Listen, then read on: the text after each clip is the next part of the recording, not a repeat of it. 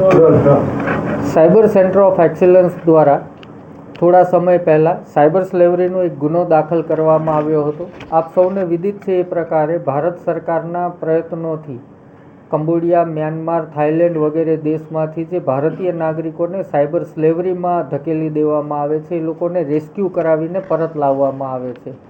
એમાં જે છેલ્લી ફ્લાઇટ પરત આવી એ ફ્લાઇટ પરથી માલુમ પડેલ કે અહીંયા અમદાવાદ રૂરલ વિસ્તારમાંથી રોહિત રાજનાથ ગીરી દ્વારા 4 લોકોને મોકલવામાં આવ્યા હતા, જે 4 લોકો પરત આવેલા હતા. એ માહિતીના અનુસંધાને એમના સ્ટેટમેન્ટના આધારે રોહિત રાજનાથ ગીરીની ધરપકડ કરવામાં આવેલી. એના પરથી માલુમ પડેલું કે તેનો ભાઈ મોહિત રાજનાથ ગીરી પોતે ત્યાં થાઇલેન્ડ હતો, મ્યાનમારમાં હતો, અને અહીંથી રોહિત જે લોકોને મોકલે એ લોકોને ત્યાં ચાઇનીઝ સાયબર ક્રાઇમ કરતી કંપનીઓમાં રોજગારી અપાવવાનું અને એમની પાસેથી કામ કરાવવાનું ષડયંત્ર એ ત્યાં બેઠો બેઠો કરતો હતો.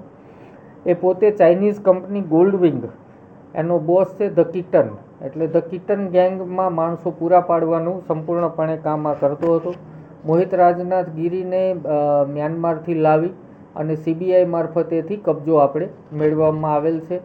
હાલ તેઓની પૂછપરછ ચાલુ છે કે અન્ય કેટલા લોકો એના ભાઈ સિવાય બીજા એજન્ટથી એને મોકલવામાં આવ્યા હતા અને કેટલા લોકોને સાયબર સ્લેવરીમાં ધકેલ્યા છે.